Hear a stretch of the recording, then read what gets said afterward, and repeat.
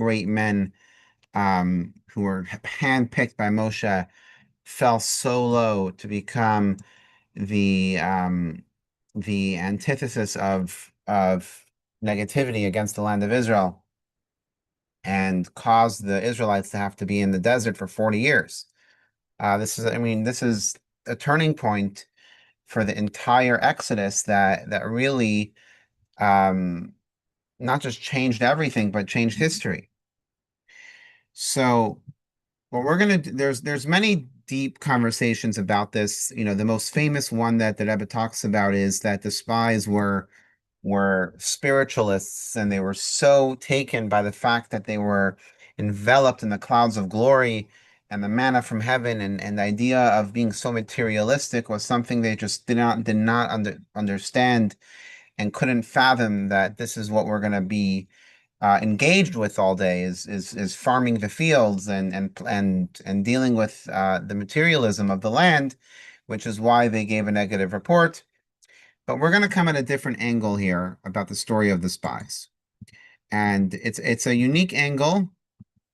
Um, you know what? I have the wrong PowerPoint. It doesn't have the text, so bear with me one moment, and I will unshare my screen, and I will get us the correct.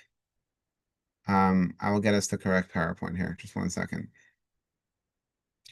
But while I do that, um, let's go through the basics of the story of the spies. Understanding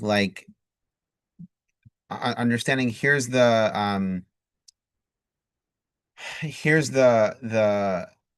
core. I'm sorry. Here's the core background. So number one, here, so I'm gonna have to get rid of the old PowerPoint here.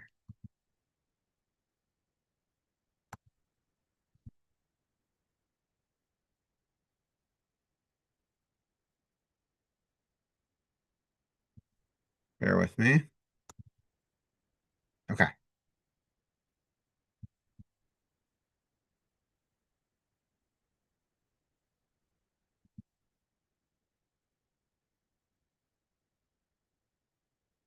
There it is. Okay, so number one, Hashem tells Moshe that the spies, or the idea of sending the spies, is up to you. In other words, this is not a mitzvah commandment from God. This is something that Moshe has the ability to decide if it's a good idea to him, that he could send the spies to the land of Canaan, the land of Israel, and that they could go scout the land. So that's number one. Number two, Moshe picks a leader from each tribe. So there were 12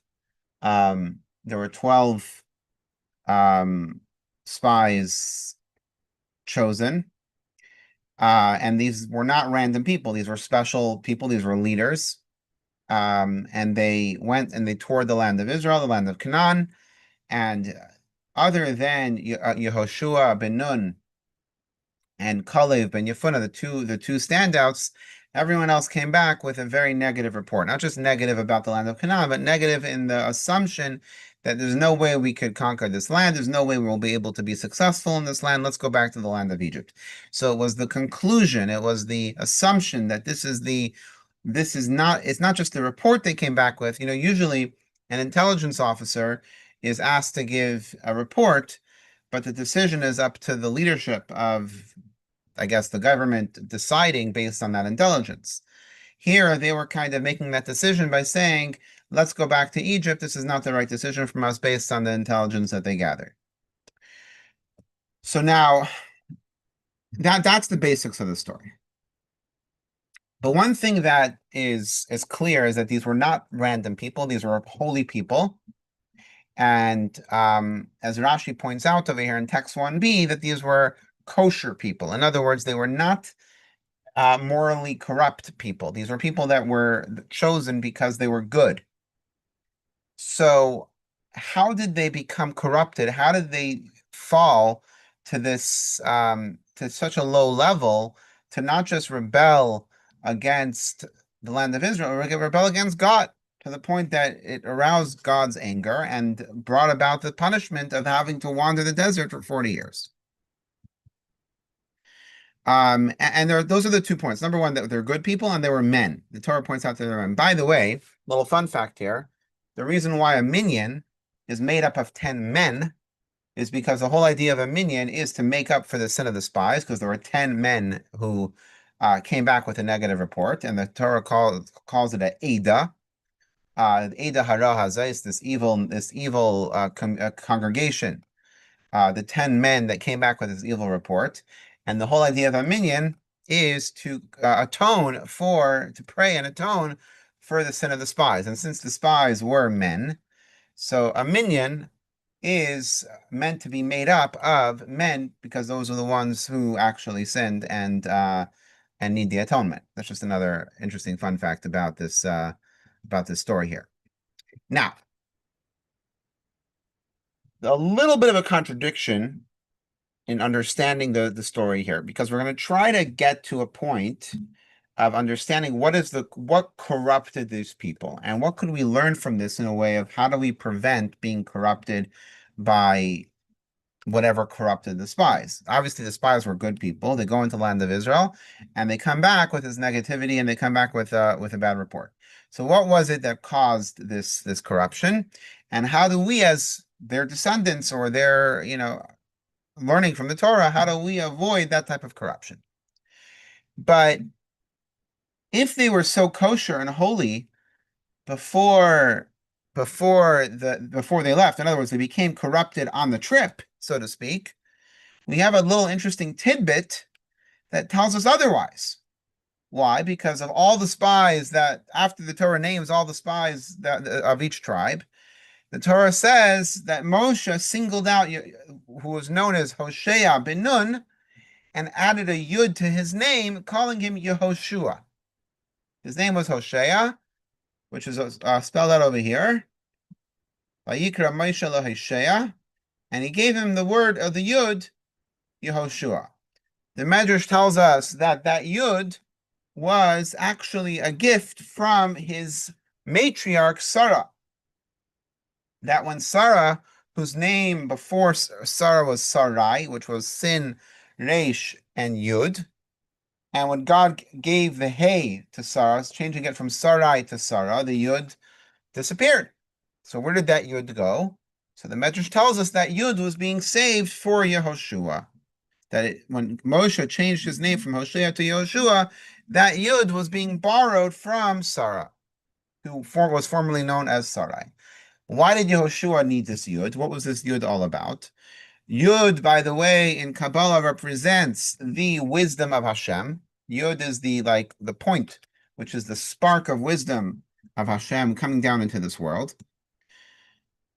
So Rashi gives us a little hint. What is the idea of the Yud? So Rashi explains the Yud is Moshe blessing Yehoshua that he should not fall into the trap of the spies. That by adding the Yud, so then Yehoshua's first 2 letters of his name is a Yud and then a Hey, which makes up Hashem's name. So basically adding Hashem to his name to say, may Hashem protect you from the counsel or the I guess the corruption of the spies. So Moshe already kind of knew that the spies were corrupt. But I thought they were kosher. I thought it says that they were kosher before when Moshe chose them, and they only became corrupted by being, by the actual spies. This is the action of Moshe changing his name. So what's actually going on over here? So this is the question right here. This is the question we're going to focus on.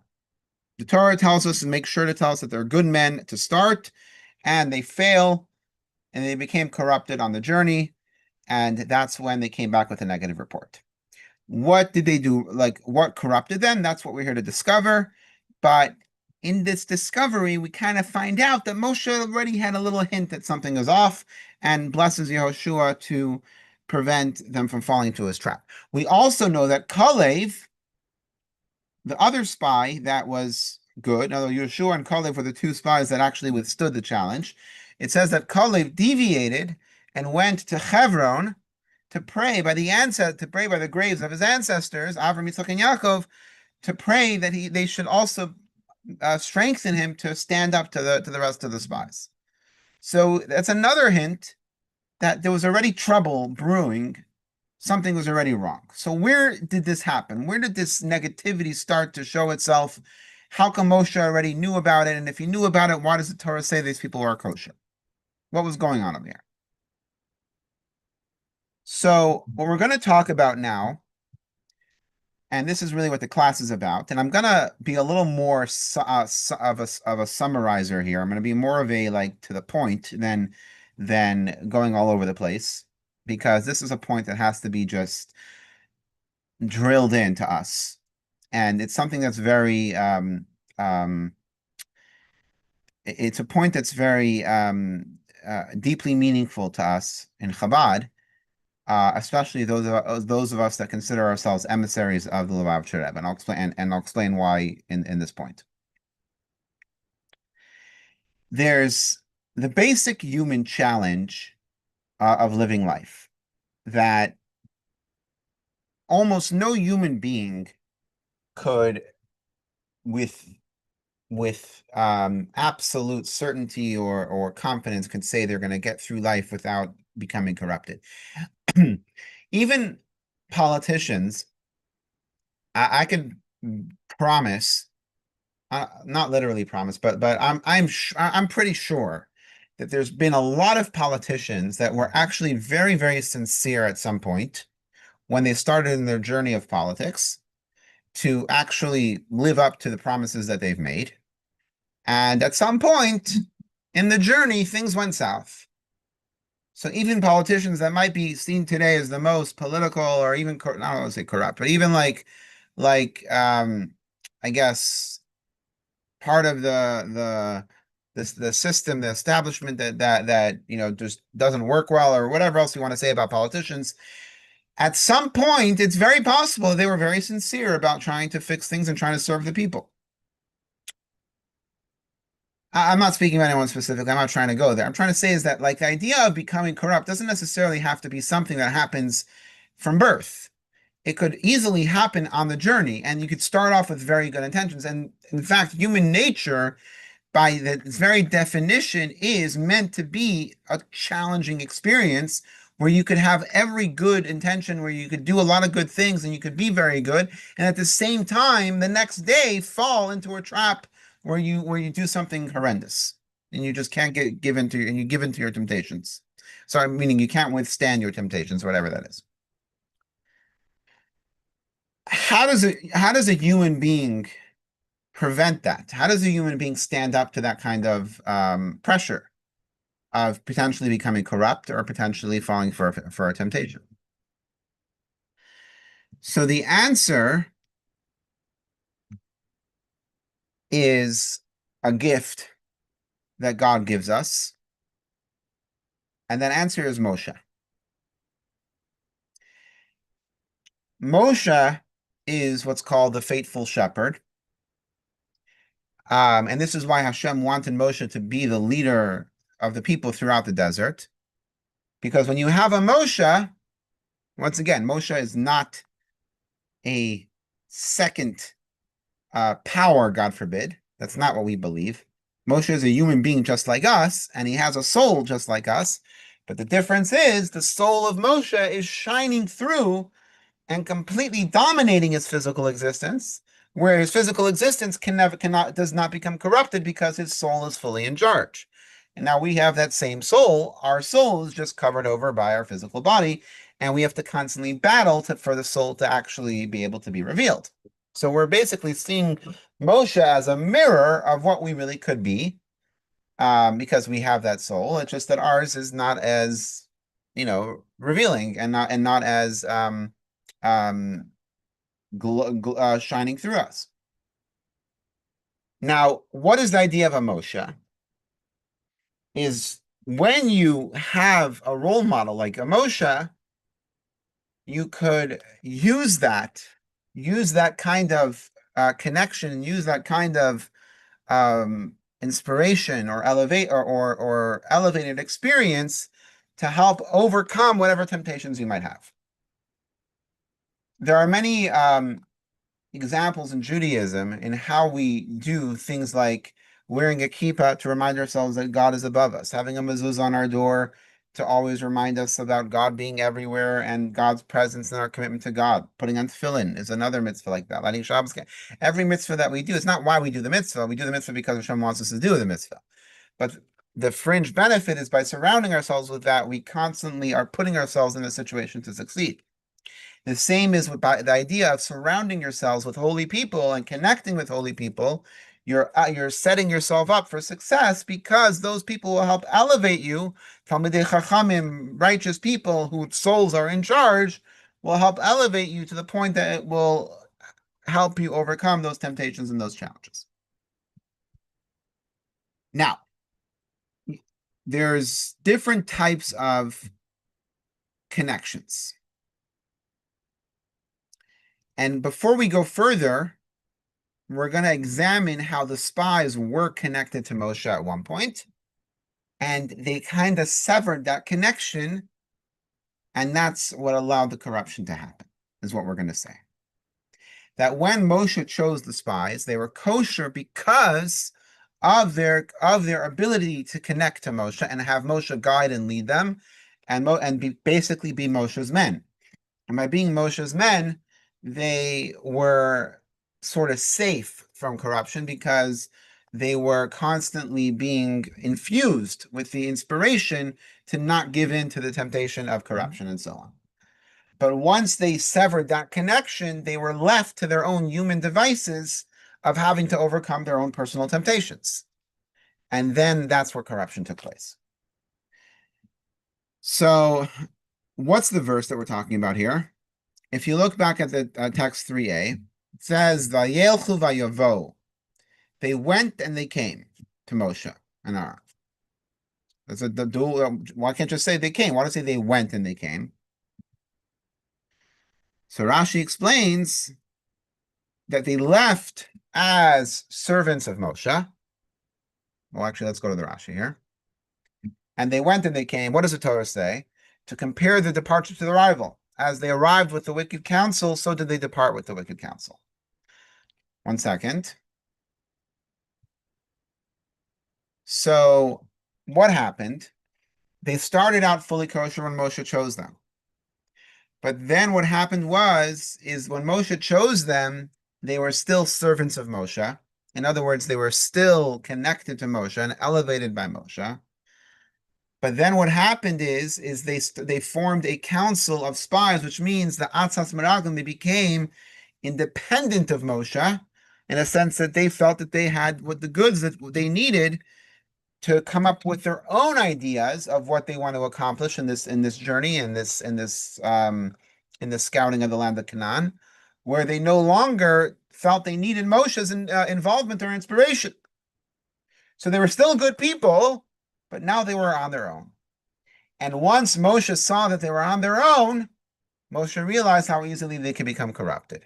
So therefore Moshe prayed that Yoshua should be spared from it. And that's why Rashi says that they left with wicked intentions and came back with wicked intentions. We're gonna break this down a little bit. So we're gonna go through some verses that prove this first. They were first called scouts. The Torah first calls them la Torah sa'aretz, to go scout the land. Scout is very different than a spy. A scout is someone that is really just, well, in simple terms, it's basically going to check a place out. You're not pretending to be something you're not.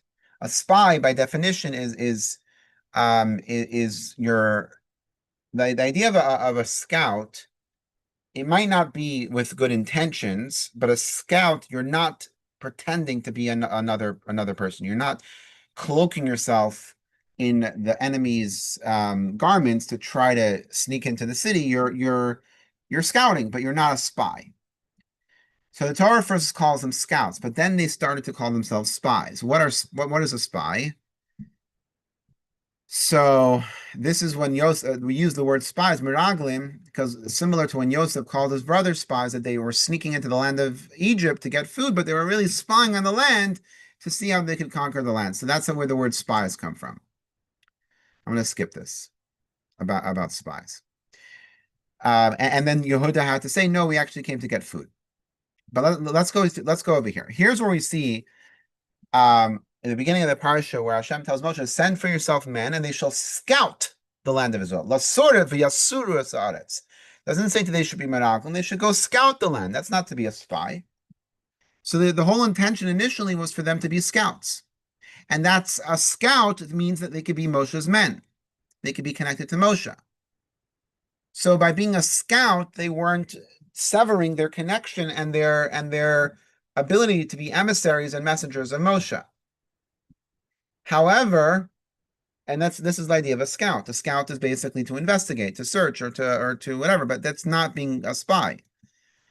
But the idea of I'll get to this text in a second, but the idea of a spy is that you're basically cloaking yourself to be something that you're not. Now, there's a time for spies too. Like Yoshua sent spies later on, and that was obviously the right time. And there is a time for espionage in the Torah. We're not saying that it's a bad thing. We're not saying it's necessarily always wrong. But in this case, it wasn't what God commanded. God was saying, go scout, and they decided they're going to become spies. Now,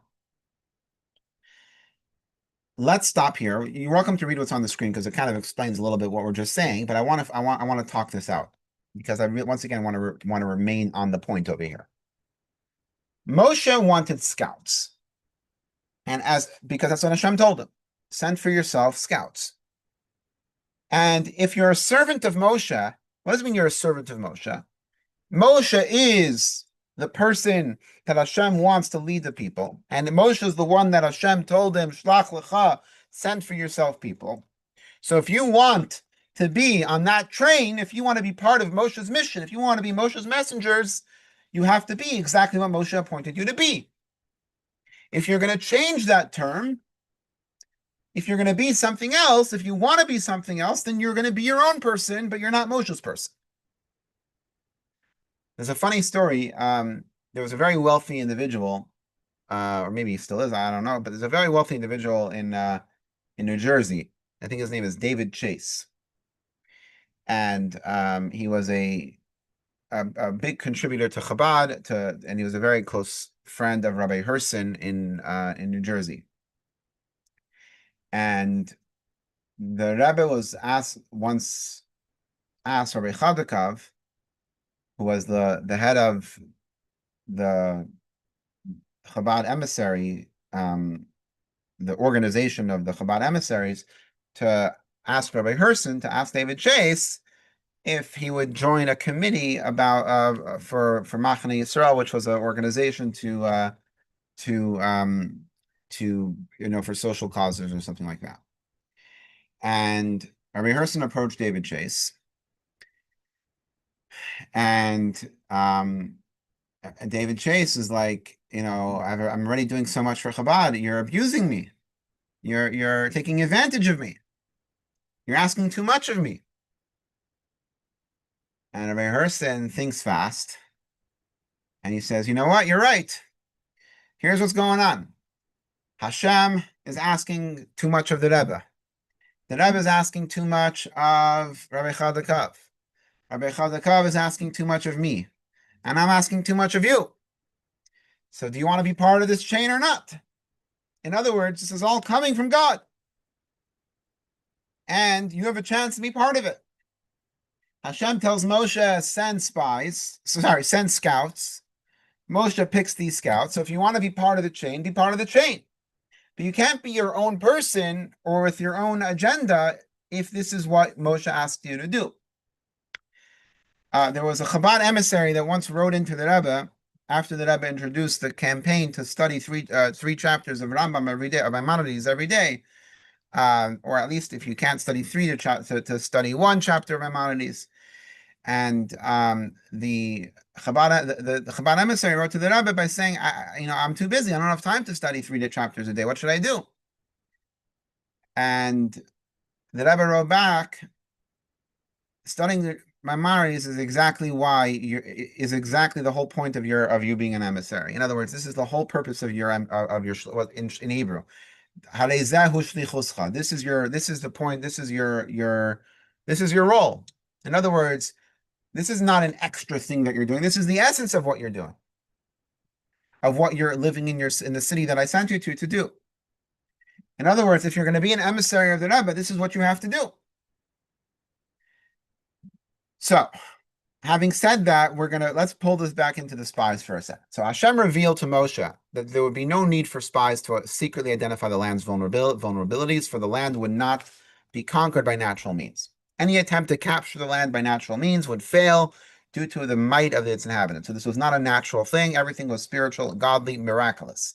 Instead, God intended to capture the land supernaturally. So there was really no need to send spies to uncover the land's vulnerabilities, for nothing could stop Hashem from giving the land to the Jews, no matter how they might enter.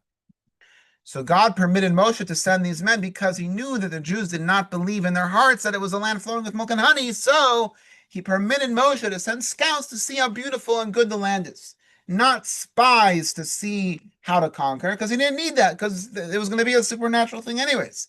They were going to see how beautiful and how great the land is. But what happened? The scouts decided, hey, we want to be spies. We don't want to be scouts. We want to be spies. So the Shalah writes over here, the thought of submitting an evil report wasn't on their agenda. They still were kosher to a sense. They didn't do anything wrong. They were technically kosher. But what they did is they first separated themselves from Moshe by saying that they're spies and not scouts. And that was the first mistake. They shifted from trust to strategy. They shifted from being a scout to a spy, and that small mindset shift opened the door to a negative outlook. And then that's why Moshe saw the danger early and prayed that Yehoshua would not be drawn into it. This is a very, very powerful point. Let's get to the stage 3 here, right here. So I'm going back to that. This right here is the timeline. They were totally kosher. Moshe pointed them. They were really special people, and they were scouts. However, they decided they want to be spies, and Moshe realized that they're severing themselves from the core of who they are. They're no longer Moshe's people; they're their own people, and therefore Moshe prayed for Yehoshua that he shouldn't fall into the negative counsel. And then eventually, that's what happened, and they came back to give this negative report. What is so bad about them deciding, hey, let's add, maybe by saying we're going to be spies, we want to add to the job that Moshe gave us, a job about being scouts, but we want to do 1-0 better. We want to come back with even more intelligence or knowledge. Like maybe they really were coming at it from a very good perspective. So what was really so bad about this? So there's an essence of being an ambassador, an emissary of Moshe, that requires a level of commitment that goes above and beyond logic. And this is something that is very hard for many people to understand. Thank God, having grown up in a family and having had the merit to grow up in an environment of being a Chabad emissary, in a family of being a Chabad emissary, this is actually something that comes very naturally, not through any actions of my own, but through what I've seen in my parents and family, is the idea that you're part of something, you're committed to something beyond logic. The Rebbe says your job is to bring Judaism to this and this city. That's who you are. That's what you're doing. There's no questions. There's no logic. Everything is about getting the job done. There's nothing that can get in the way. There's something that is so powerful about this that prevents the ability for anything to corrupt you, because you're connected to something that it supersedes the natural order. What Moshe brought, the gift of Moshe, back to the idea of the gift of Moshe, is that we were all created with that human back and forth battle of the animalistic soul and the godly soul and everything else. And what God gives us is the gift of a Moshe, another human being who has no power of his own. Moshe didn't do any of the miracles. Moshe is not a second power. Moshe is another regular human being, but his soul is revealed. The same soul that we all have, he has that same soul, but his soul is revealed. And with that, by connecting ourselves to Moshe, we elevate ourselves where our soul has the ability to connect to Moshe's soul and become revealed as well, or at least to the point that it cannot become corrupt. To the point that it cannot fall into the corruption fray of our own intelligence or our own mistakes that are very humanly possible. It says in Pirkei Avot that al tamin, you shouldn't believe in yourself until someone's on their deathbed. In other words, as a human being, we're naturally human. We're not meant to be perfect. We're not meant to be uncorruptible. It's part of being a human being. It is who it is. It is who we are as humans. That's why we're so careful. That's why we have all these rules. That's why we have the rules of yichud, for example, not to be alone. A man and woman who are not meant to be or not allowed to be involved sexually should not be locked in a room together or in a private space together, because we know that we're human and we're not perfect and we are corruptible, and we acknowledge that. And acknowledging that is very important, which is why we so badly want to connect to a Moshe and the Moshe of a generation that will help elevate us. By the way, the idea of connecting to a Moshe is not a one-time thing. You don't just say, "Hey, hey Moshe, I'm yours now. Now I'm good. Now I can go have fun and nothing." No, no. So it's a constant effort. The idea that the Rebbe would always say is that the idea of connecting to a Rebbe means that you're constantly studying, you're constantly following their inspirations, and it's a lot of work. But the idea that you have the faith, the idea that you understand that you're connected to something that's greater than yourself, allows you to not fall into the corruption. Now, if you have the merit to be appointed as an emissary of a Moshe, then just by the fact that you're an emissary means that you're uncorruptible.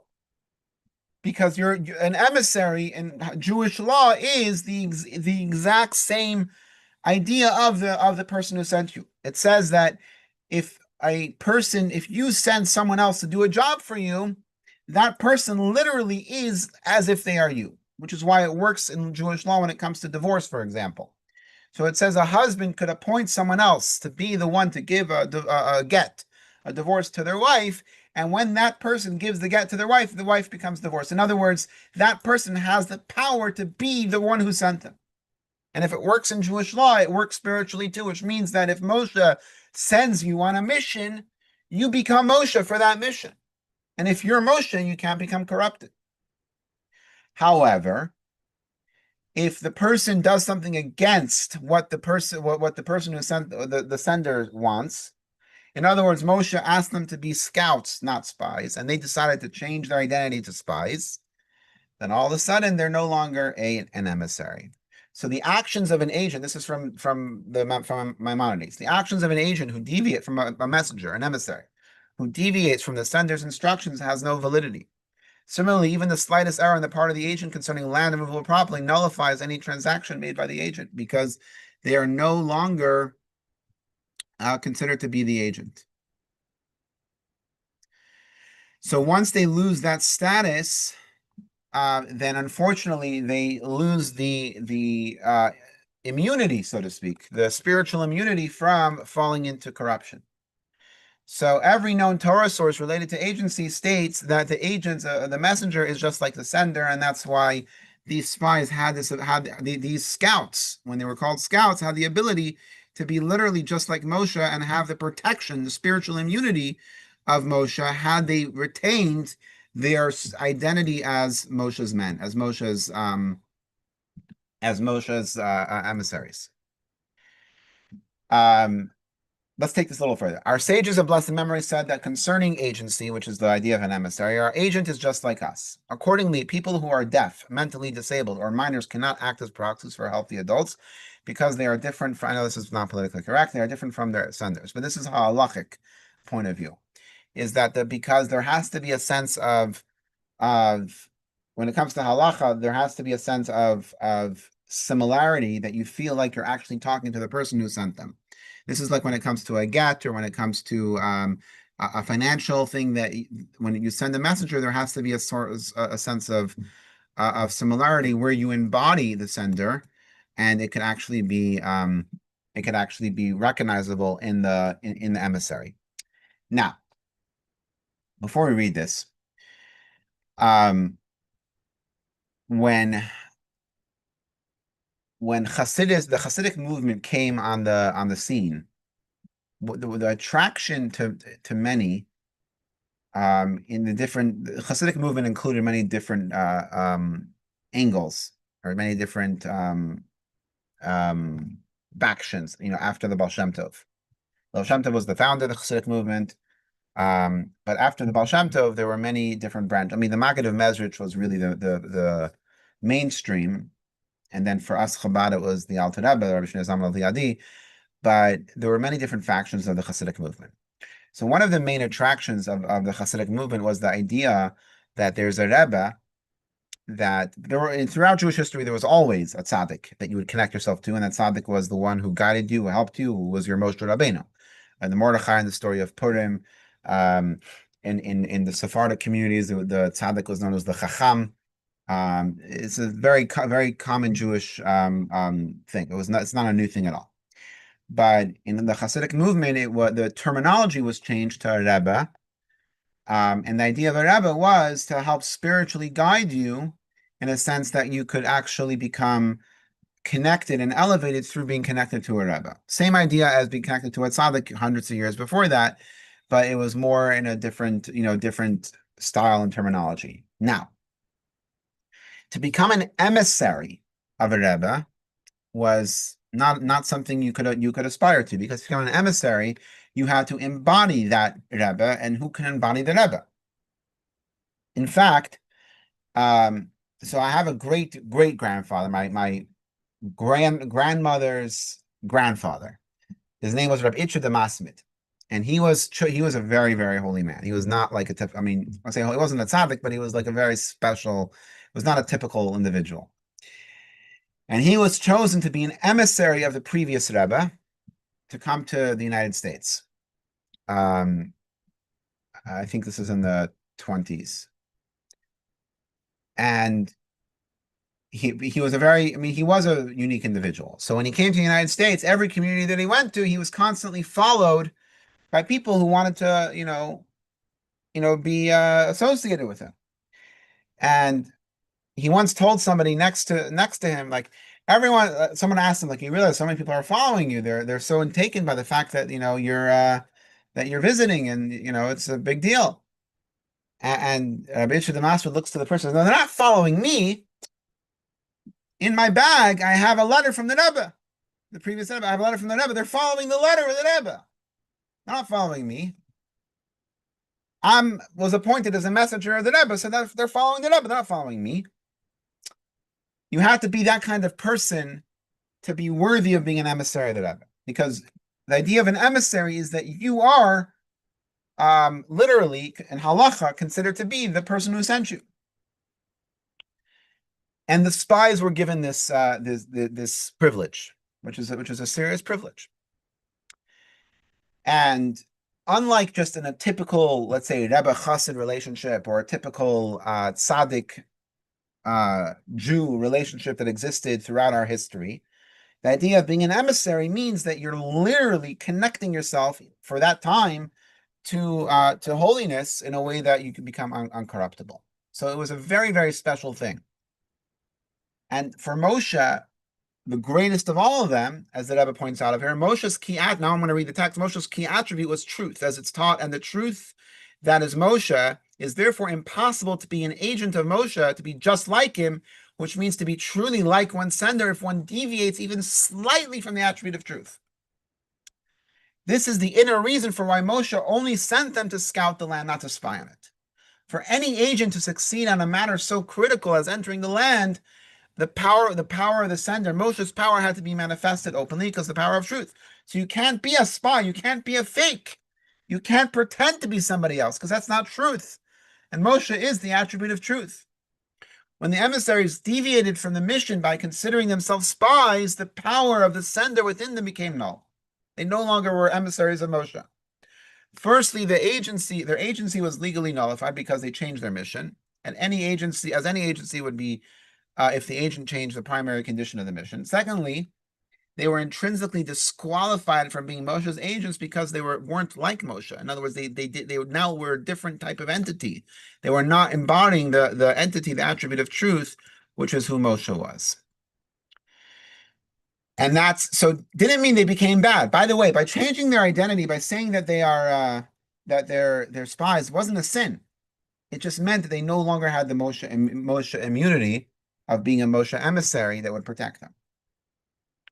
The Shalah of the famous Kabbalist writes, our sages of blessed memory said this is the way of evil inclination. That today it suggests we do this, and tomorrow it suggests we do that, until it suggests that we worship idols. That basically the idea of becoming corrupt isn't something that happens overnight. It isn't something that happens with one action. It always starts with a little thing.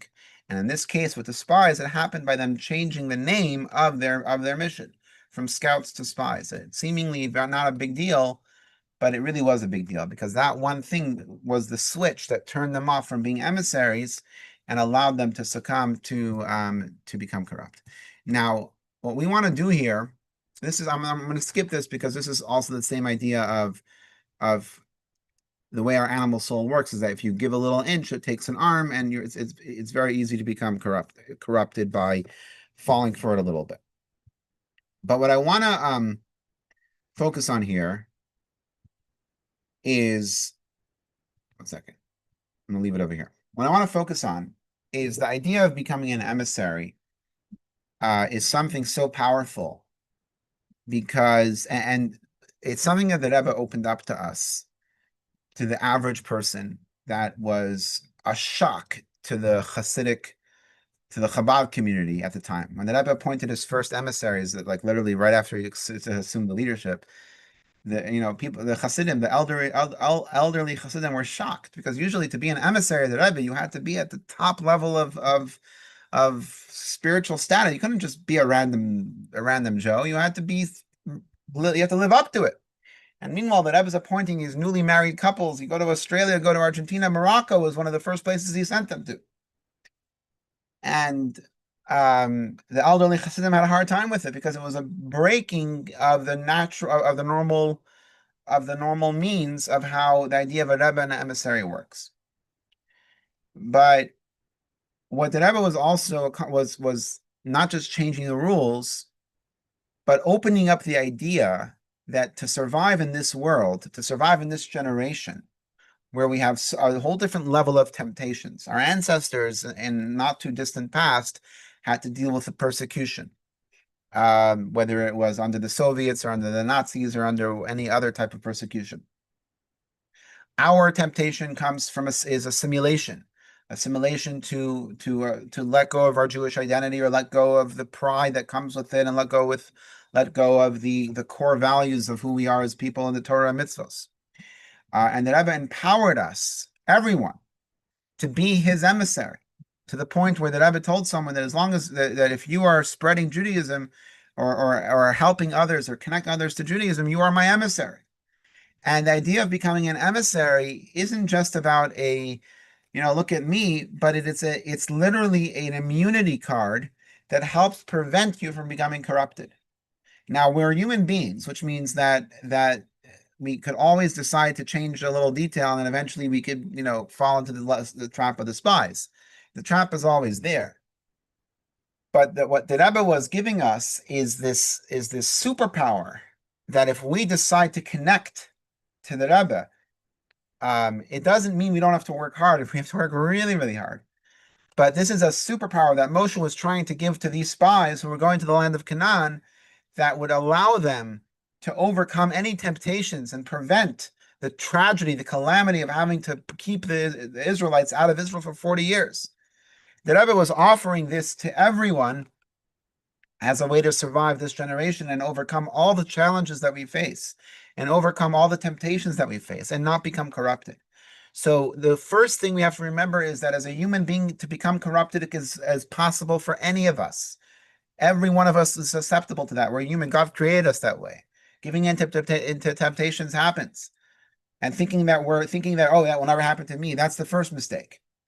But the idea of connecting, the idea of realizing, having that faith, that connection, that our soul is more powerful than that, but we have to make sure our soul is revealed, and we have to allow ourselves to connect to something greater. And the idea of bringing others closer to Judaism means we're in it for the cause, and which means it's not about us, which means we're automatically being elevated by that mission. Then it's much harder to become corrupted because we're standing on the Rebbe's shoulders. We're being carried by the Rebbe to fulfill that mission, and it becomes much, much harder for us to give into those temptations. As a Chabad um, Bacher, young man, and now merit to be a Chabad emissary, I could tell you that when I am in the mode, when I was a yeshiva student or not, when I'm in the mode of being an emissary of the Rebbe, you feel different. You feel that nothing can harm you. You feel that there's nothing in the world that could stop you. There's nothing in the world that could prevent you or that could corrupt you. But when you decide to just be on your own and just be your own person, with your own strengths and just just whatever you have without connecting to something higher, it can be very difficult. It's a tough world out there, and there are some that make it. But the gift that Rebbe gave us was almost the antidote to survive the difficulties of our generation. So we all have this ability to become an emissary of the Rebbe, even temporarily. And let's use that by connecting to the Rebbe, by learning the Rebbe's, what the Rebbe taught us, and following in the directives and the inspiration that the Rebbe gave us. I'm talking obviously because this coming week is the Rebbe's is the yard side of the Rebbe on the 3rd of Tammuz, on next Thursday, I believe.